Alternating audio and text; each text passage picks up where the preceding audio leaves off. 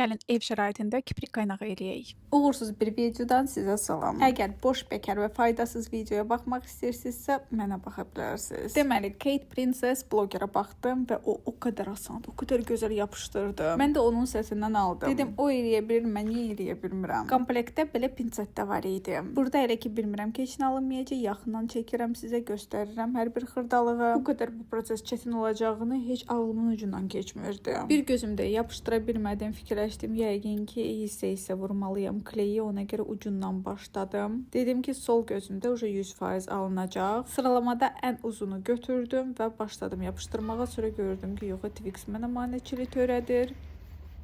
Sonra güzgünü dəyişdim, sonra pozanı dəyişdim. Bir sözlə alınmadı ki, alınmadı. Bu arada ağılsız gedib ən böyük setini almışam. Bilirəm ki, bu kiprik qaynağı seti çox insan alır və çox insan bundan razıdır. Mənə zəhmət deyirsə başa salın, görüm ki, mən nəyi səhv edirəm.